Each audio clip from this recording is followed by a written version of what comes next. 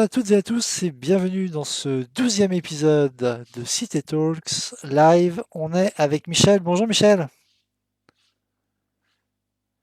Eh oui, très bien toi-même.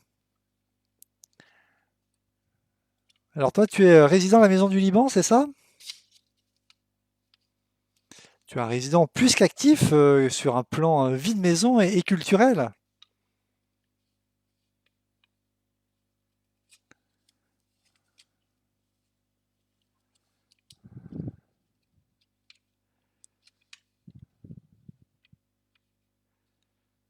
Alors aujourd'hui, on va parler avec toi plus spécifiquement du maquillage d'effets spéciaux. C'est une discipline qui n'est pas forcément toujours très connue, mais qui a une importance forte dans le monde du cinéma, du film et tout simplement voilà, des effets spéciaux. Alors je propose que tu te présentes un petit peu, quel est ton parcours dans ce domaine, et puis après on avancera un petit peu sur cette thématique.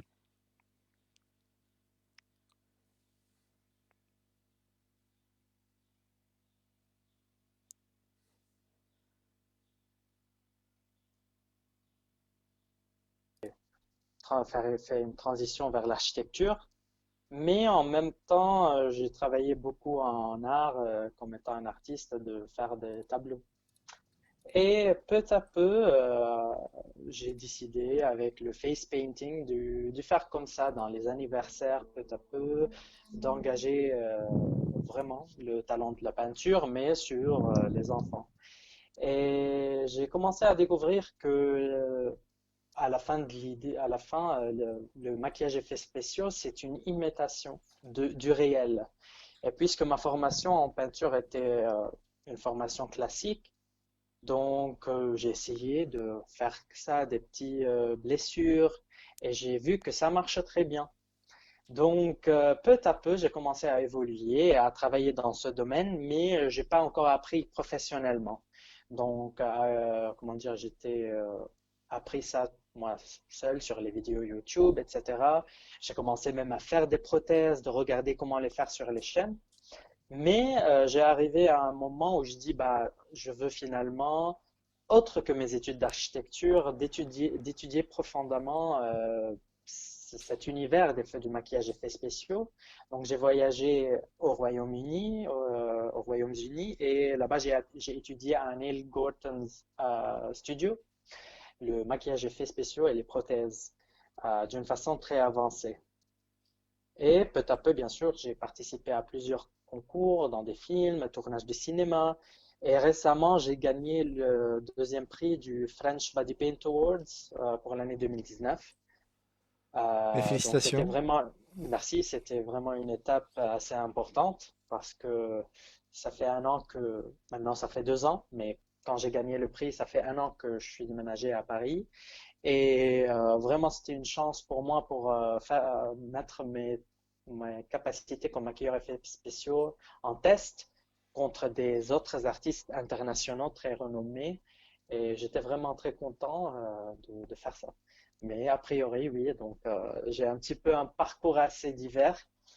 Mais le maquillage effets spéciaux fait une très belle partie de ce parcours.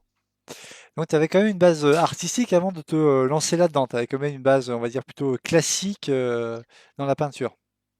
Oui, parce que j'ai commencé la peinture, j'avais 8 ans. Et du coup, j'étais toujours fasciné comment je peux expérimenter avec les matériaux, comment je peux élaborer et faire évoluer mes capacités artistiques, soit en sculpture, soit en peinture. Et à la fin de la journée, le maquillage et effets spéciaux, ça contient tout ça. Ça contient la peinture, ça contient la sculpture, ça contient aussi beaucoup des effets artistiques, des nuances. Donc, j'ai trouvé que je peux vraiment investir mes capacités artistiques dans le maquillage effets spéciaux, dans le monde du maquillage effets spéciaux.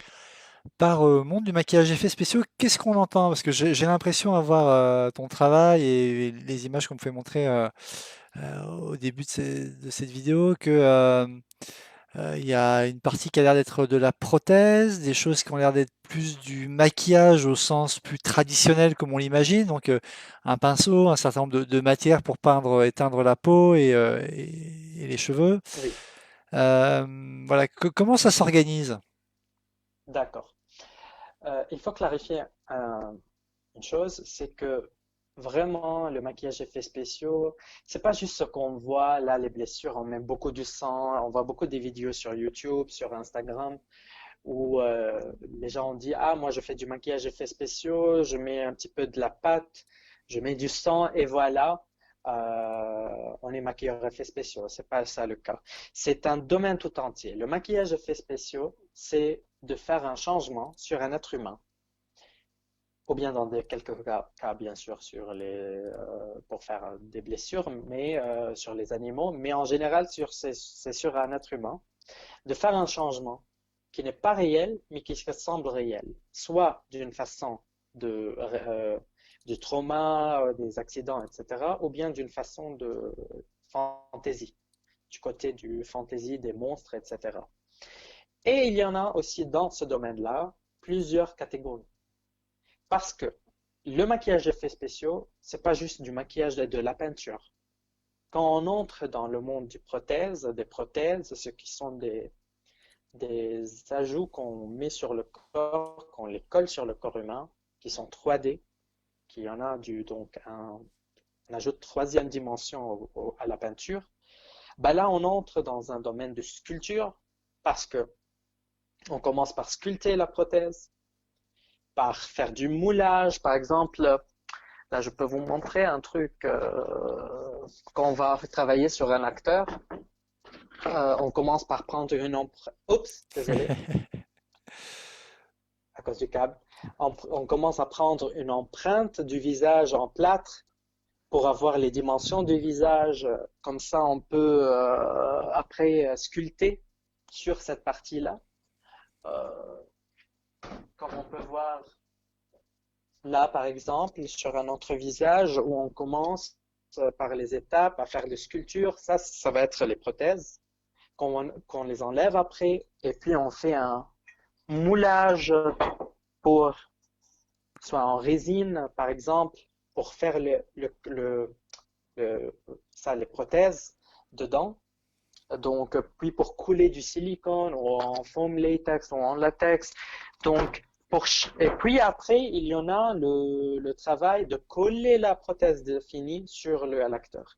Donc, chaque étape, il y a un spécialiste. Si on est en train de travailler sur un film de très grand budget, chaque département, euh, il y en a un spécialiste qui travaille juste sur la sculpture, juste sur le moulage, juste sur ça, juste même sur l'application de la prothèse sur le visage, juste pour peindre les prothèses, juste pour faire, pour mettre comme ça des poils peut-être ou de cheveux dans la prothèse. Donc c'est très vaste. Mais dans des petits projets où il n'y a pas assez de budget peut-être, où ça ne demande pas autant des maquilleurs effets spéciaux, une personne faire peut faire toutes ces étapes-là, mais c'est pour cette raison-là, c'est très cher. Et les matériaux aussi sont très chers. Et donc, du coup, c'est vraiment un monde tout entier. Et chacun peut choisir un département pour se focaliser comme spécialisation. D'accord, donc ça c'est vraiment toute la partie. Finalement, on aurait une partie qui serait plutôt une partie. Toute la partie amont, c'est la partie prothèse, et on finirait par la partie maquillage pour les transformations peut-être les plus importantes. Et Oui, on aurait ça, c'est un peu ça l'idée? oui, oui, exactement. Parce que il y en a des effets qu'on n'a pas besoin des prothèses. Il faut imaginer comme chaque type de trauma, vieillissement, brûlure, monstre, transformation extraterrestre. Euh, il faut penser à plusieurs étapes et à plusieurs choses. Par exemple, si je veux faire maintenant, et peut-être on aura le temps quand on est en train de parler, de vous montrer un petit effet de maquillage. Si je veux faire un bleu sur ma main, quelqu'un m'a frappé, etc. Ça, c'est 2D, c'est pas trois-dimensionnel. sauf s'il y a une inflammation, on a un truc qui gonfle. Mais juste changement de coloration.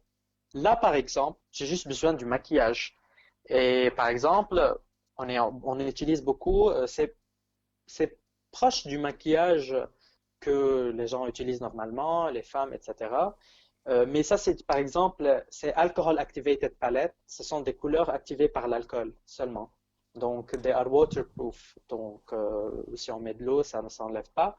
D'accord. Et c'est très translucide, par exemple. Il a fait très transparent pour faire du réalisme. Parce qu'on voit beaucoup dans des films ou des trucs où même si l'audience n'est pas expert en maquillage et effets spéciaux, mais chacun de nous a eu un accident dans sa vie. Donc, si on voit un bleu sur la main, si on voit une blessure, on peut dire si c'est réel ou non, si ça semble réel ou non, n'est-ce pas? C'est vrai que ça me fait penser Donc, aux effets spéciaux de façon générale, la grande catégorie oui, effets spéciaux. C'est vrai qu'on voit que par exemple des films, on peut penser par exemple à Jurassic Park, qui oui, est réputé pour avoir bien vieilli justement parce qu'il utilisait par exemple beaucoup de maquettes et pas tellement des techniques 3D qui à l'époque étaient pas du tout au point. Alors qu'au début des années 2000, il y a eu un boom sur les effets 3D qu'on maîtrisait pas terriblement. Et c'est vrai qu'on voyait à l'image des loupés, je pense par entre autres, il y a un film Hulk où vraiment c'est horrible et c'est vrai qu'on voit bien qu'il faut voilà trouver un juste milieu entre les différentes techniques pour que ça soit le plus réaliste parce que l'œil humain est quand même très affûté. Voilà, je sais plus quel est le détail, le niveau de détail que l'œil humain possède, mais c'est vrai que dès qu'il y a un truc qui va pas être naturel, ah, on va le ressentir. Je crois qu'il y a un film assez récent d'ailleurs, entre autres avec Will Smith, où il a un double, donc qui est plus jeune que lui, donc c'est lui-même qui est censé être plus jeune. Et donc ils ont, bon alors ça c'est de l'effet, CGI. voilà, de l'effet informatique, on va dire ça comme ça. Euh, ils ont recollé son propre visage d'aujourd'hui sur une doublure qui est en face de lui, et on sent qu'il y a un truc qui est pas naturel. C'est très bien fait, mais on sent que on y est pas encore. C'est ça ce que je veux dire, que le spectateur, la personne qui regarde le film, ils ne sont pas des idiots. Et notre œil humain, elle est vraiment très sensible à ces trucs-là. C'est pour cette raison-là que le maquillage effets spéciaux, d'une façon pratique, physique, je ne parle pas des CGI parce que, comme dans beaucoup des films, ils essayent maintenant d'utiliser, au lieu des maquilleurs effets spéciaux, we go to visual SFX, donc ce qui est fait fabriquer par ordinateur. Et là, même avec tout le progrès technique, pour le moment, ça ne peut pas substituer le maquillage physique, le maquillage qui est fait vraiment par du matériel, par du prothèse. Parce que vraiment, on est très sensible à ces trucs-là qu'on peut facilement. Comment on va convaincre le spectateur que là, c'est réel? Et là, c'est vraiment le challenge qu'on est toujours en train de travailler pour vraiment être le vainqueur de ce challenge, c'est de convaincre la personne qui regarde le film ou la personne qui voit mon maquillage effets spéciaux que c'est réel. Et là, j'insiste sur l'importance soit du produit, soit de la technique du maquilleur et des références. Ce qui manque beaucoup dans nos jours, c'est que comme j'ai déjà dit, tout ce qui est passé des traumas dans la vie, des traumas d'accidents, etc., on a beaucoup de références. Il faut toujours imiter les références. Bien sûr, on n'a pas des monstres, des extraterrestres pour les prendre comme, comme référence. Là, on utilise notre imagination, mais elle est basée sur une logique.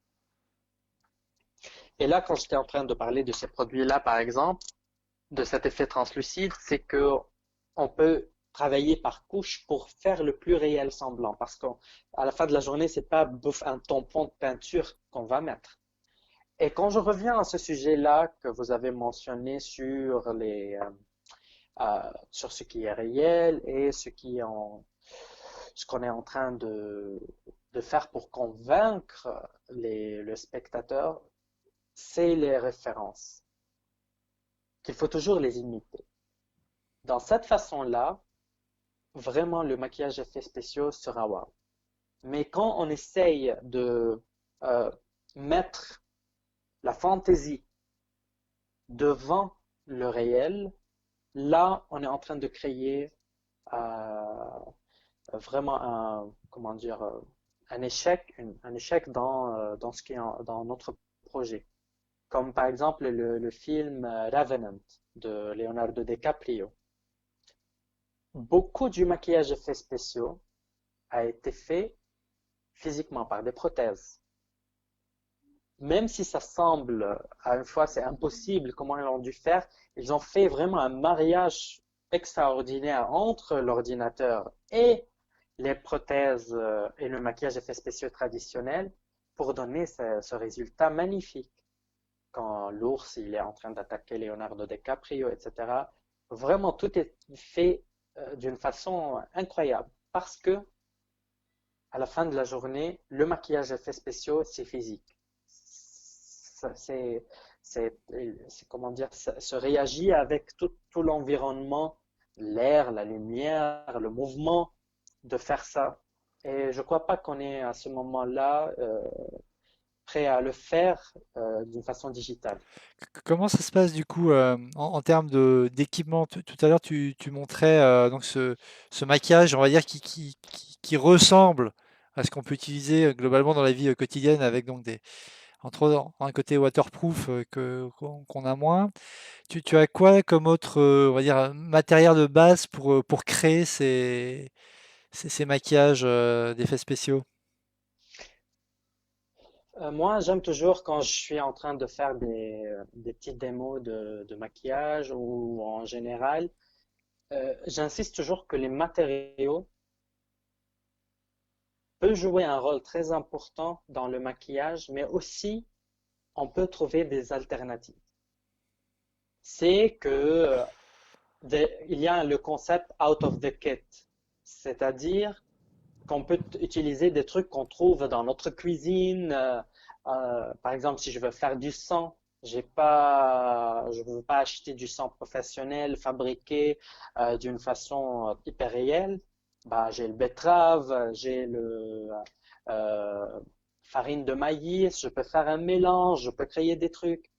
Si j'ai pas ce maquillage waterproof, je peux utiliser du blush, mais les produits sont très importants, mais aussi la technique du maquilleur effets spéciaux. Comment utiliser ces matériaux-là pour la vision finale? Comment vraiment, je ne sais pas comment dire le terme exact, mais c'est ça l'intelligence du maquilleur effets spéciaux, d'utiliser les matériaux qu'il a déjà pour faire un résultat extraordinaire et très réel. Mais aussi, les produits sont très importants aussi d'une autre façon. Qu'il y en a beaucoup des effets. Les directeurs, les réalisateurs ne comprennent pas que c'est très cher et que vraiment on ne peut pas faire cet effet-là avec des produits comme ça, des produits qui ne sont pas professionnels. Bien sûr, sur un film comme Revenant, ils vont pas faire du sang avec du betterave. Ils ont un énorme budget, des millions de dollars pour faire vraiment des trucs très spécifiques. Mais dans des petits budgets, vraiment, si on n'a pas l'accès à des produits, on peut recréer avec des trucs que on peut utiliser autour de nous.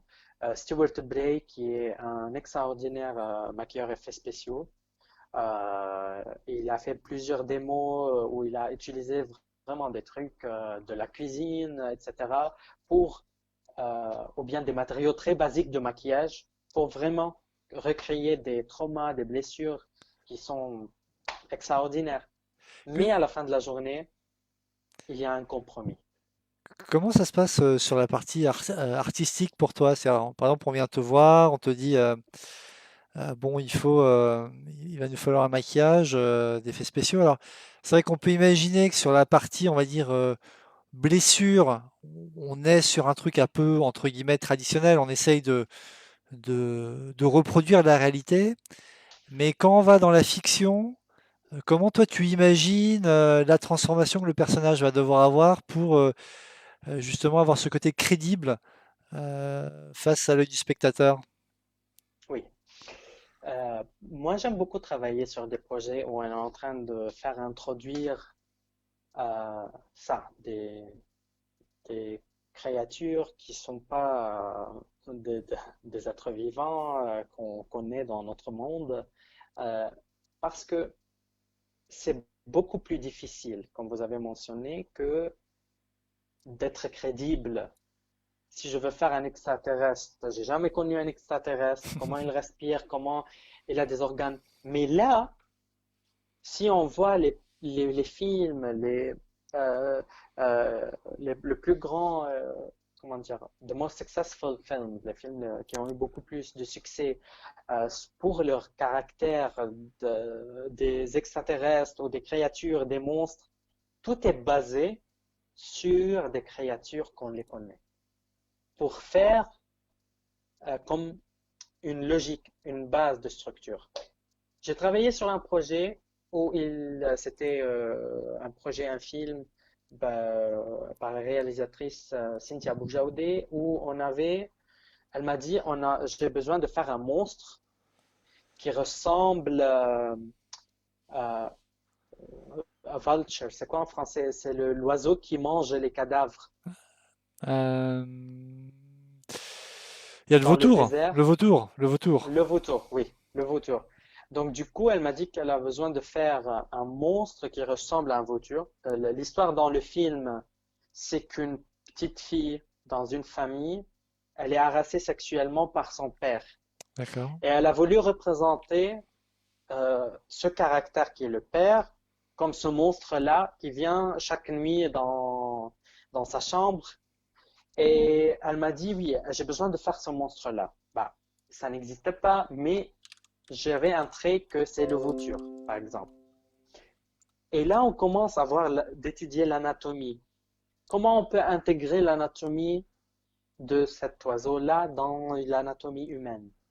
Comment on peut ajouter des, comment dire, de ressemblances entre les deux sans avoir, ah là, je suis en train de faire un vautour, mais échelle humaine. Là, on commence à vraiment faire pousser notre imagination d'être encore crédible. Parce que le vautour, par exemple, la façon de son nez, comment il respire, comment il bouge, comment ça peut ajouter beaucoup à la dramaturgie du caractère.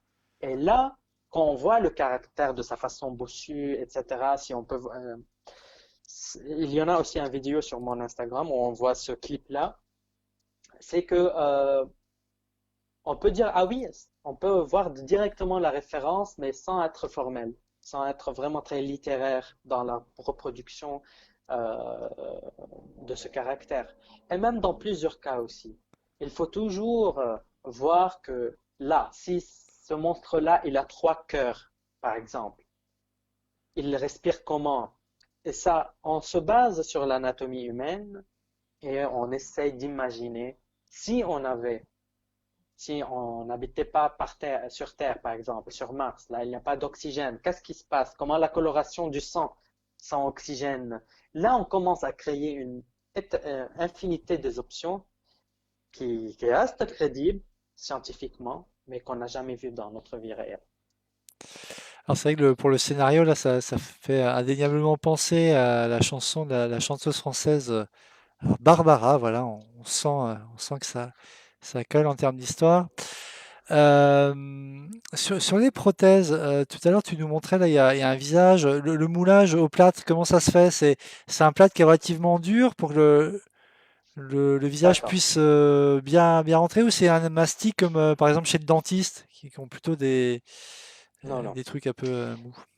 Là, il faut toujours faire attention sur les produits, car il y en a des gens qui fait un petit search sur Google et Ça va ils mal voient des tourner. trucs très, très, très, très mauvais qu'il ne faut pas mettre sur la peau.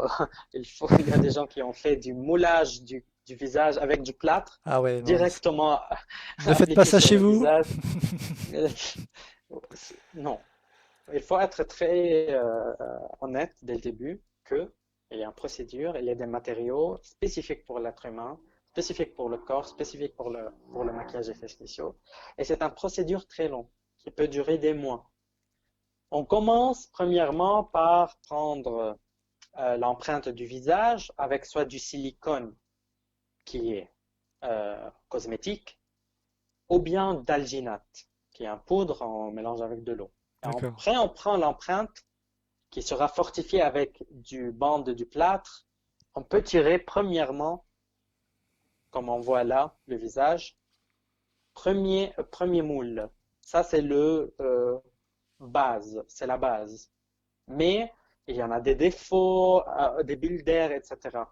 On resculpte, on nettoie la sculpture, on la fait, on crée une bordure qui est beaucoup plus raffinée dans le moule, et puis on remoule ça D'accord. pour avoir un master mold. Donc ça, je l'utilise juste une seule fois. Quand je tire, j'ai pris l'empreinte de l'acteur, j'ai versé le plâtre, je tire statue, mais qui est imparfaite, elle n'est pas parfaite, et je fais l'ajustement. Après ça, je moule de nouveau, et maintenant j'ai le master mold. De ce master mold, je peux maintenant fabriquer une infinité de bases de l'acteur. Après ça, je commence à sculpter la prothèse sur ce master mold-là.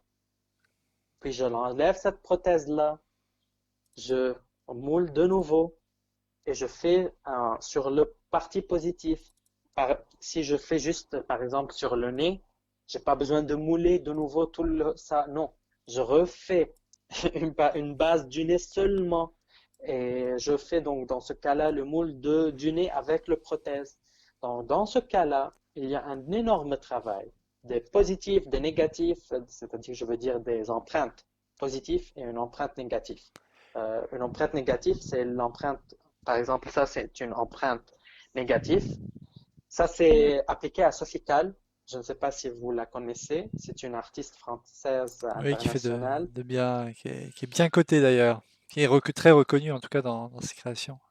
Oui, oui, oui, Sophie Calle. Donc j'ai eu le plaisir et l'honneur de travailler avec elle et Feu Chatterton, D'accord. qui est aussi une bande française, où j'ai transformé Sophie Calle en un chat parce que c'est ça, c'était la collaboration. Il cherche le chat-souris.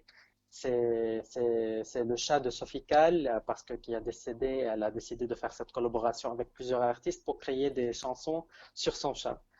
Et donc, du coup, j'ai transformé Sophie Calle dans ce vidéoclip en un chat, mais juste d'une façon humaine bizarre, pas complètement chat.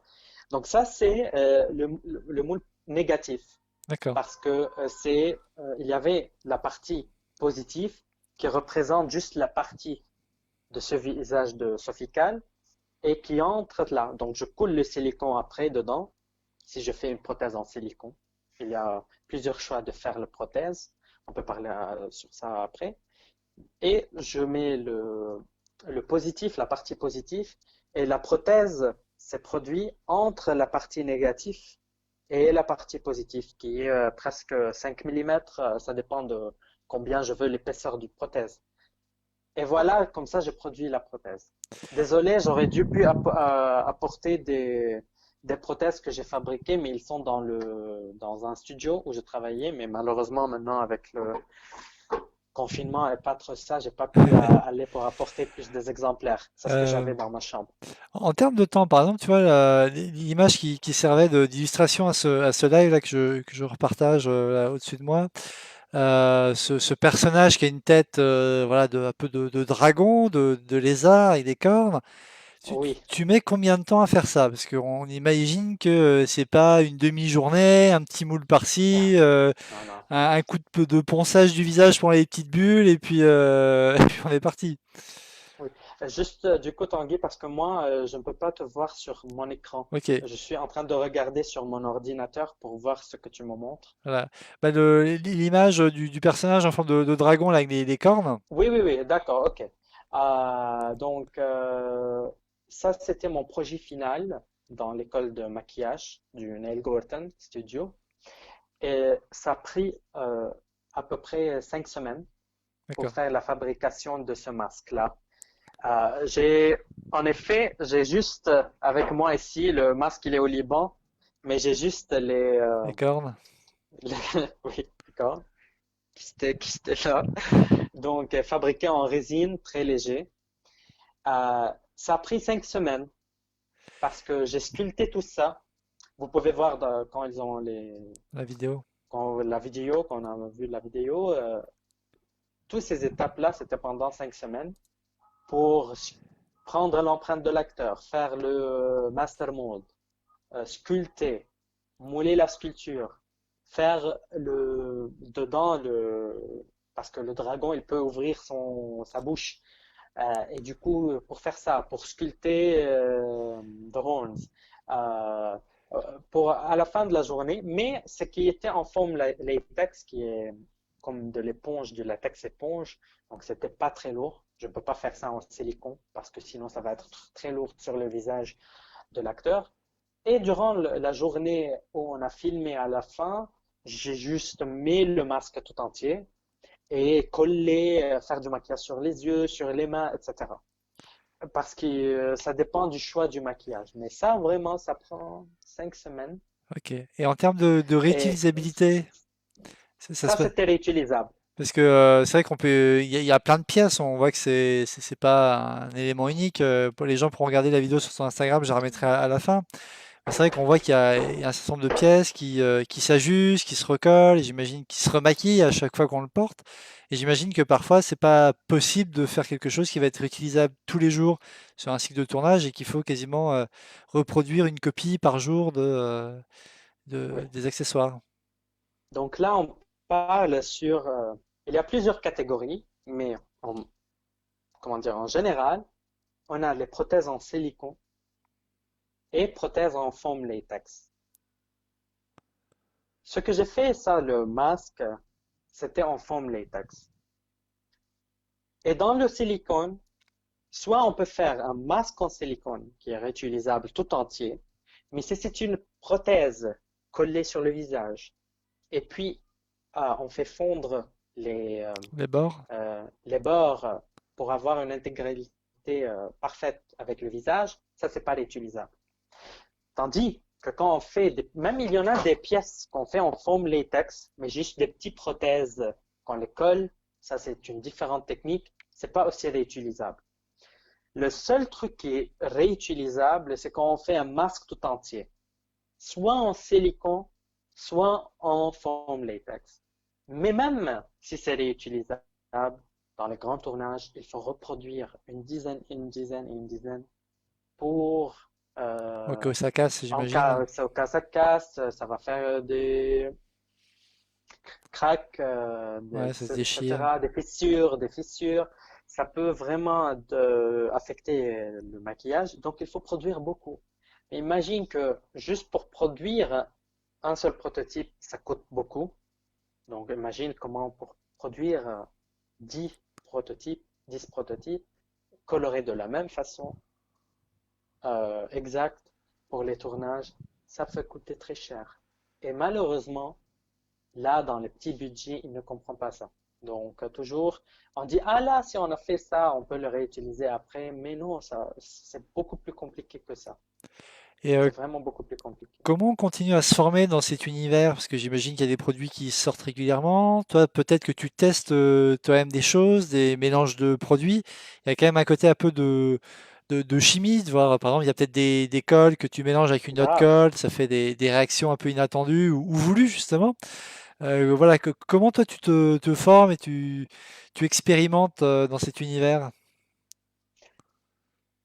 Le maquillage effets spéciaux, même si ce qu'on voit, c'est le côté artistique, mais comme tu as déjà dit, il y a beaucoup de chimie, il y a de la physique, il y a une sensibilité extrême dans le travail que même les maîtres du maquillage effets spéciaux, s'il y avait de l'humidité, s'il y avait, comment dire, de la poudre, de la saleté qui vole et tombe dans le moule avec le silicone, on peut avoir un résultat catastrophique.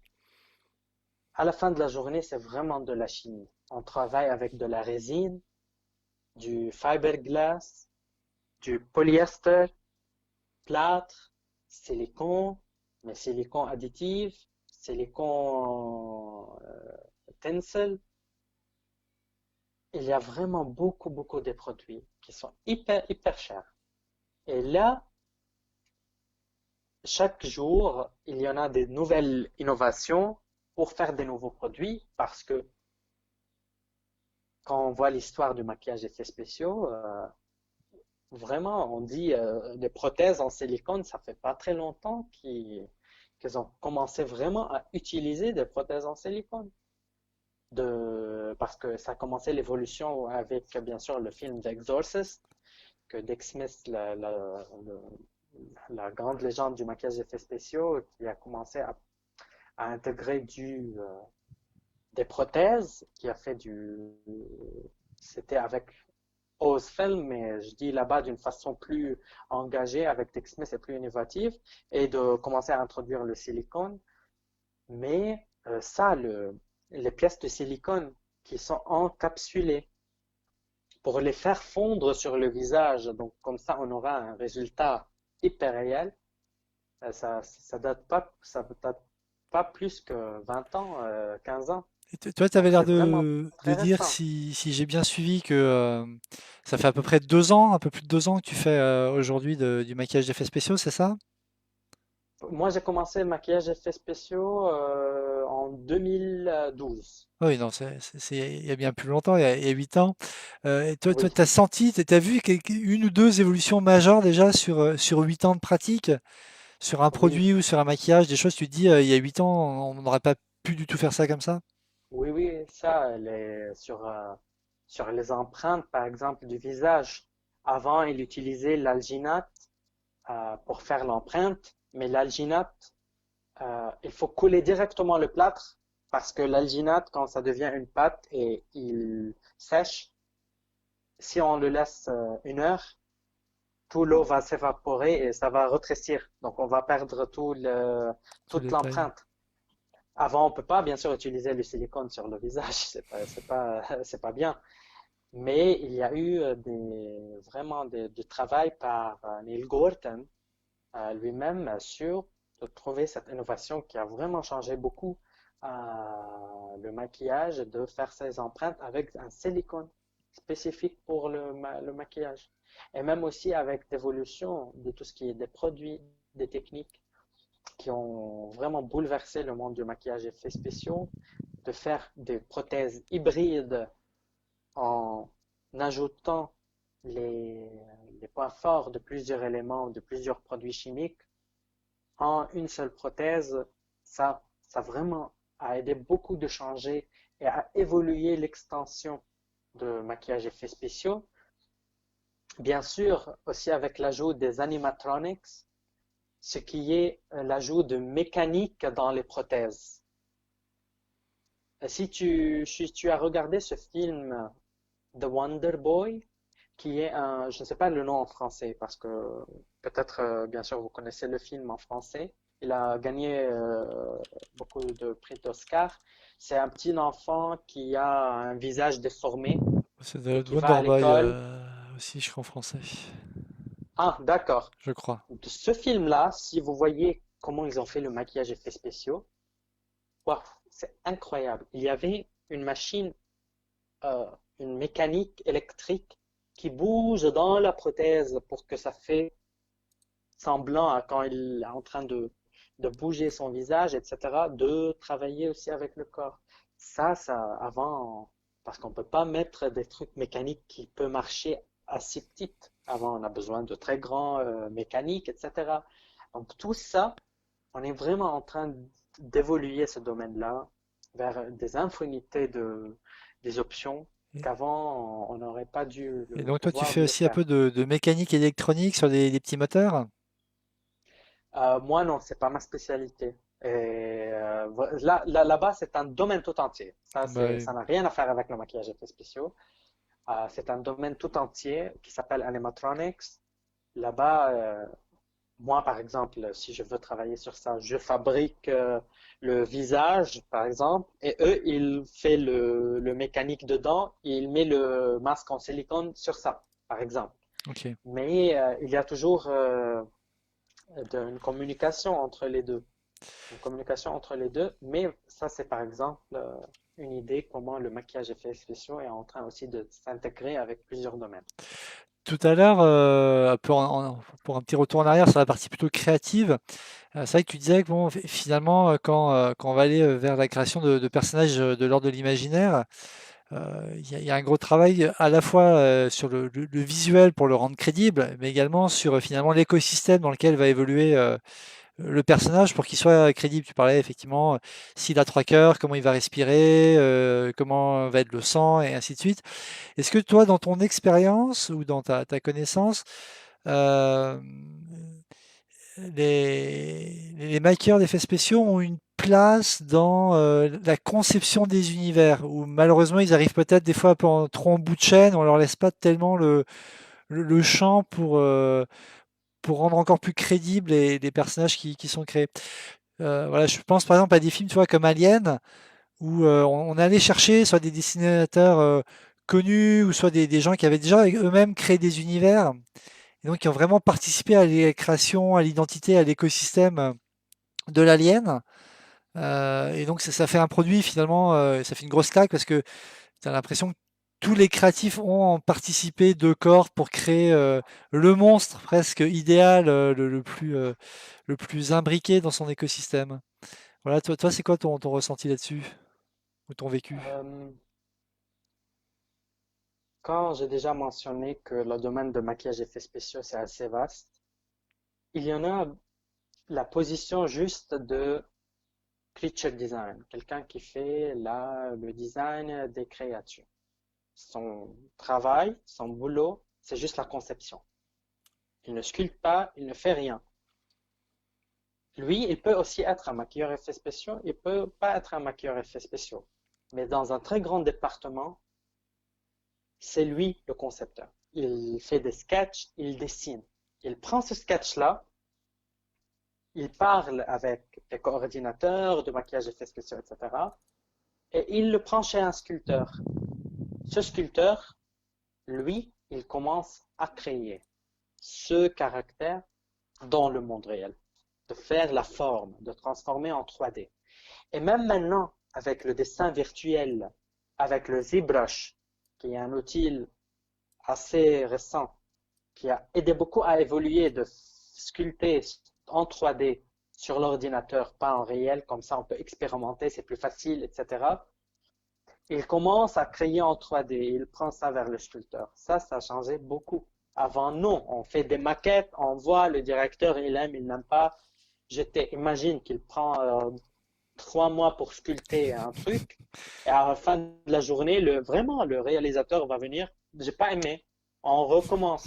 Ouais, ça veut Mais dire. là, les budgets énormes. Mais Ouais. imagine que toi, comment c'est frustrant. Mais il y en a maintenant dans ces jours-là, ils prennent des mois ou des semaines à juste faire la conception. Et après ça, les gens commencent à vraiment distribuer les tâches, à sculpter, transformer, on a aimé, on change, on fait quoi, etc. Donc, a priori, moi, par exemple, j'ai fait le creature design de ce film où j'ai fait le créature de voiture. Moi, avec la réalisatrice, on a discuté et j'ai fait essayer de faire des sketchs. Donc, on peut tous, chaque paqueur effets spéciaux peut faire tous les étapes et peut commencer par la conception du maquillage et du caractère. Mais quand c'est dans des très grands films, là, ça devient vraiment très Très limité. strict, très, oui, à juste avoir le travail. Même il y en a des gens, comme des films, comme Harry Potter, etc.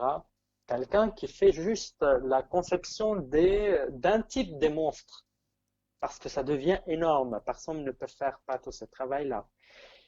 Mais toujours le maquilleur effets spéciaux, c'est comme la relation entre l'architecte et l'ingénieur. Ok. L'architecte peut toujours imaginer des bâtiments extraordinaires, mais à la fin de la journée, l'ingénieur va venir dire arrête, restons sur Terre. Non, on peut faire juste ça, ça, ça, ça. En ce qui concerne le budget, etc. Et c'est pareil dans le monde du maquillage effets spéciaux. Ok. Euh, On peut dire, ah oui, on peut faire ça, non, ça c'est trop, etc. pour aller vers la fin de ce live, le temps passe, on pourrait y passer des heures sur ce Oui, sujet qui est vraiment incroyable. Je te propose de parler d'une autre de tes activités qui est le body painting, qui est oui, quelque chose qu'on peut voir parfois sur des salons plutôt tournés vers les cultures pop ou les univers de jeux vidéo, mais j'imagine pas que. Toi, tu fais de magnifiques choses. Comment t'es arrivé à cet univers et ouais, et là aussi, il y a quand même un côté énorme de création. Donc voilà, j'aimerais bien aussi que tu nous parles. Est-ce que c'est toi qui te lance dans des projets? On vient te chercher pour exécuter justement une création sur le corps de quelqu'un? d'accord.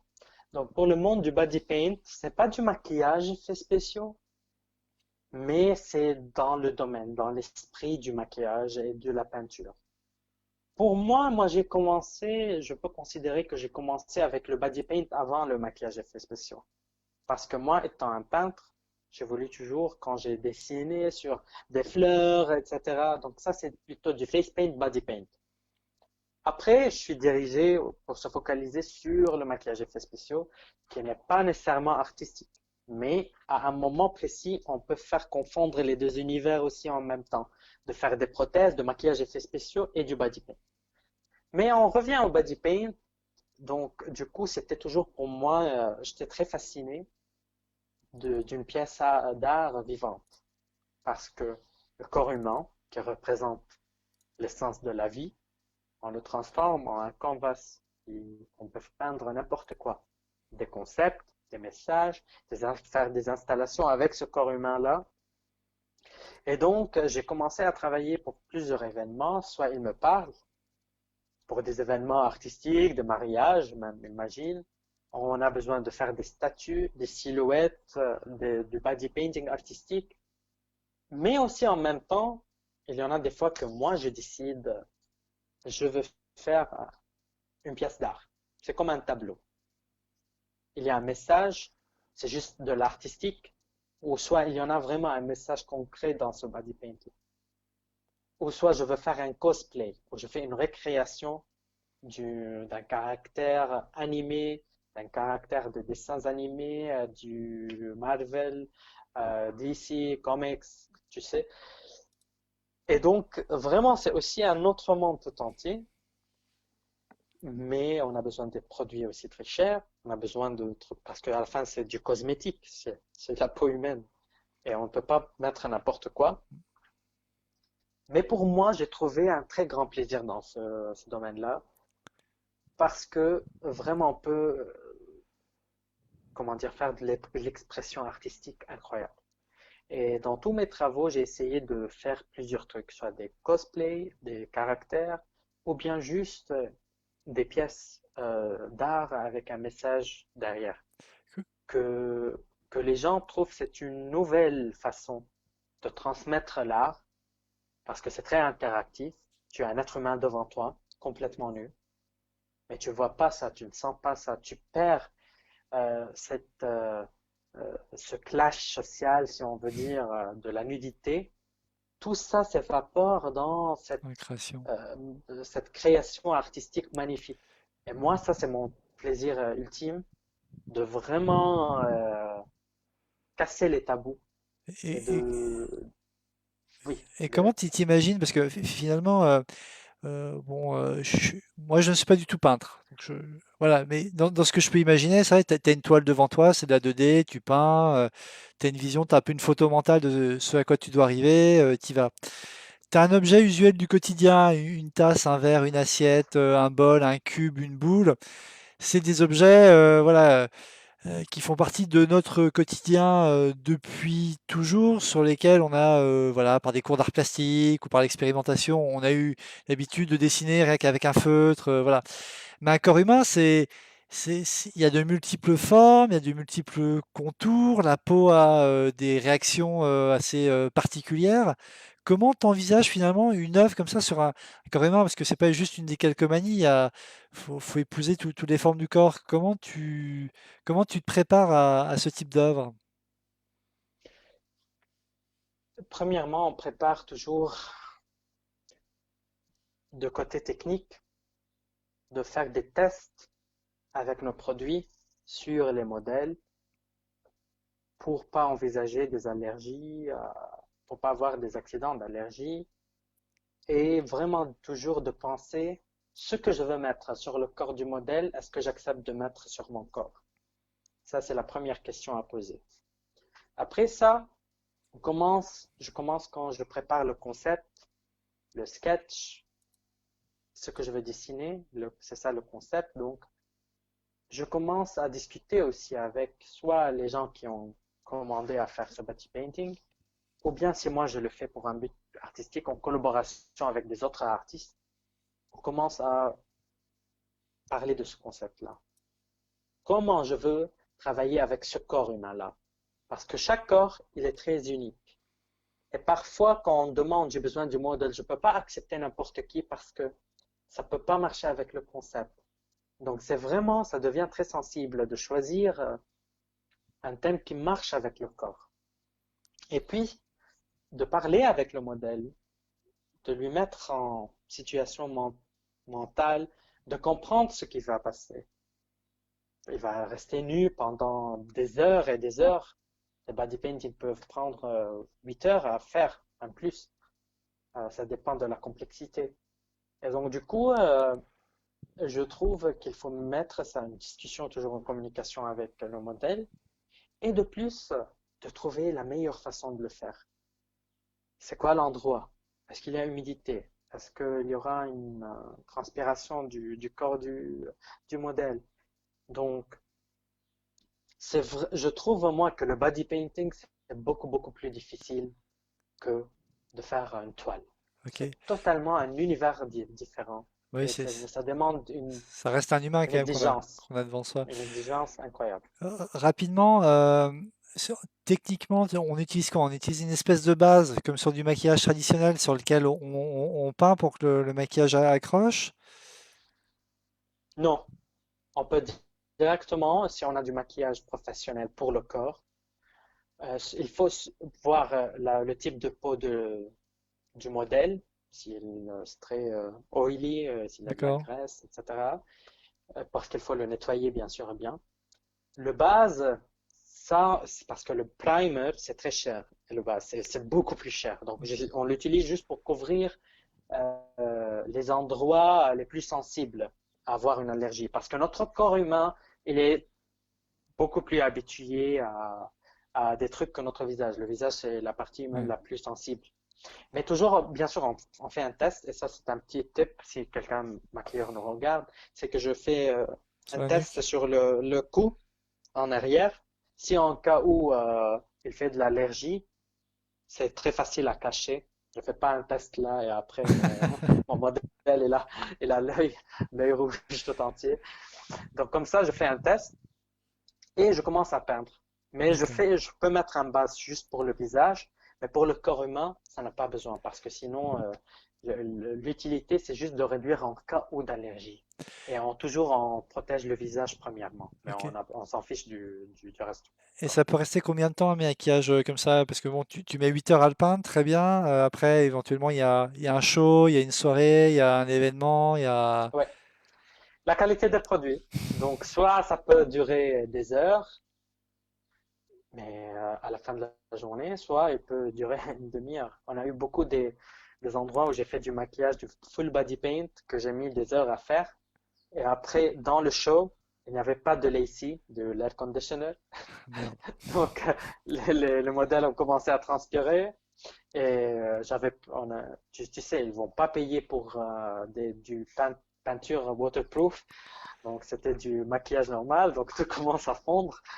Donc, j'ai eu beaucoup d'expériences dans ma vie dans ce domaine-là et il y avait beaucoup d'expériences traumatiques, mais ça dépend toujours vraiment des produits, de l'endroit, du contexte. C'est très très compliqué, mais ça reste un art incroyable pour moi La et plupart que du je temps, trouve c'est des modèles qui sont professionnels.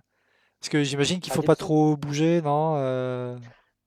Tu- tu- si, si tu es en contact avec des modèles professionnels, tu vas comprendre que les modèles professionnels sont les plus qui bougent, qui fait des trucs, Très bien. tandis que les amateurs sont, moi j'aime plus travailler avec des amateurs Ok. parce que c'est leur première fois, ils sont toujours poser, tandis que les professionnels, ils sont habitués. Donc, ils sortent pour boire, pour fumer, pour je ne sais pas.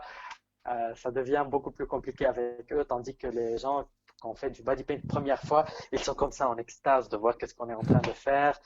Donc, moi, j'adore plus oui, travailler avec des amateurs que des professionnels en étant du modèle. Et je crois que on n'a pas toujours besoin de cette idée du corps parfait pour faire un body paint. N'importe quel corps, on peut faire un body paint sur ce corps-là. Dernière question. On va quitter à nouveau l'univers du body painting qui vaudrait presque 1 heure de discussion parce que je pense qu'il y a vraiment beaucoup de choses. C'est un univers, en tout cas moi, que je trouve très Oui. intéressant. Voilà, c'est l'heure du déconfinement partout en France. Est-ce que toi, tu as des projets en vue? C'est quoi un peu les prochains mois pour toi en tant que maquilleur d'effets spéciaux? Malheureusement, on est foutu. C'est ça. C'est que Covid-19 nous a montré que les, les médecins, les infirmiers, etc. sont très importants et les artistes. Mais il n'y en a pas de budget pour les deux. Donc, tous, durant nos confinements, on a besoin d'écouter de la musique, de voir des films, de voir des peintures, etc. Mais nous, les artistes, vraiment, on n'a pas de travail. On n'a rien pendant tout ce qui a à venir. Et c'est très misérable. Peut-être on peut dire après que ça va nous aider d'être en misère pour faire des créations, mais Il y a des limites c'est quand même. pas, mais il y a des limites. Et j'espère que ça va retourner dans les tournages. J'ai été contacté heureusement pour deux trucs, mais pour l'année prochaine. Mais pour le moment, oui, bien sûr, il n'y a pas de tournage, il n'y a pas des événements artistiques parce que le gouvernement a décidé d'arrêter tout événement culturel même pour moitié de septembre, c'est ce que j'ai compris, au moitié juillet au minimum. Mais oui, ça va être très grave. Et pour nous, c'est notre, comment dire, c'est un travail aussi, c'est de la passion, mais c'est pas juste un truc que je le fais pour s'amuser. C'est aussi c'est Et, mon salaire à la fin de la journée, c'est mon travail pour vivre. et puis c'est vrai qu'on, il y a également cette notion de temps. C'est vrai que bon, souvent quand on est spectateur, on l'oublie un petit peu, mais c'est une industrie. Un film, ça met du temps à se mettre en place. Les équipes sont conséquentes. Il y a des plannings. C'est vrai que la plupart des séries enfin, qui sont diffusées actuellement sont aussi des séries qui avaient des plannings qui sont coupés. Ils avaient des fois 2, 3 semaines d'avance, mais finalement, voilà, il va y avoir des interruptions. C'est pire que la grève des scénaristes qu'on a pu connaître il y a quelques Ouais, années aux États-Unis. C'est vrai que le temps que tout ça se remette en place, que les lieux de tournage soient accessibles, qu'on refasse appel à vous, c'est vrai que malheureusement, bah, je te souhaite plein de courage et j'espère qu'entre tes différentes activités, tu trouveras et qu'on fera appel à toi pour d'autres types d'activités. Mais c'est vrai que ça pose question quand même sur la partie artistique. J'espère que vous réussirez à remonter la moi pente aussi, rapidement. moi aussi j'espère ça parce qu'il y a beaucoup des artistes en France, des magnifiques artistes aussi, qui n'ont pas l'opportunité vraiment à travailler. Et même s'il y avait ce soutien-là du gouvernement ou bien de tous ces côtés-là qui administratifs, c'est pour cette raison-là, je suis très chanceux d'être dans la cité universitaire parce que la vie culturelle continue dans tous les cas. Et ça, c'est vraiment, c'est très, comment dire, ça donne ça de ravi. Je suis ravi d'être vraiment d'être engagé dans des événements culturels parce que sinon, c'est dépressif parce que on n'a pas du travail, on n'a pas d'engagement à faire, on n'a pas de salaire et mais on a un bon temps pour créer artistiquement. Et vraiment, pour moi, je crois qu'il y avait euh, l'opportunité pour engager tous les artistes de France. Je parle juste en France, et même dans le monde entier, de faire une énorme production artistique, mais c'était pas prioritaire. Parce que on a vu tous ces gaps-là dans nos systèmes éducatifs, politique, sanitaire. Donc, j'espère qu'après ce confinement-là, on va comprendre plus l'importance de tout, bien sûr, les médecins et tout ce qui est sanitaire, premièrement, mais deuxièmement, les artistes. Bon, en tout, Parce que sans l'art, je crois pas que personne n'aura dû pu survivre à ce confinement-là et d'être encore avec sa santé mentale saine. bon, en tout cas, Je crois que c'était impossible. je te propose qu'on s'arrête sur ces notes de réflexion aussi, ces notes d'optimisme, en tout cas sur la vie culturelle à la cité qui fait finalement toujours son rôle malgré le confinement. Oui, et merci à vous, Tanguy, aussi pour l'opportunité de faire Bah, ces talks. merci Et de j'espère ce... qu'ils vont continuer même après tout ça, parce que c'est un excellent projet. Vous êtes vraiment en train de faire des highlights sur les talents ou bien tout le potentiel dans la cité universitaire. Et vraiment, merci énormément pour ça, pour votre engagement et votre préparation qui était superbe avant le live et même durant le live. Bah, merci beaucoup Michel pour ces bons encouragements, Merci. ça fait plaisir.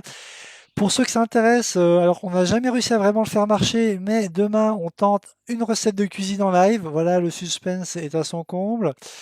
Merci beaucoup Michel pour nous avoir fait découvrir voilà, le maquillage d'effets spéciaux et un petit peu le beauty painting. J'espère voilà, que la culture reviendra au grand galop dans nos vies, dans nos rues et dans nos maisons.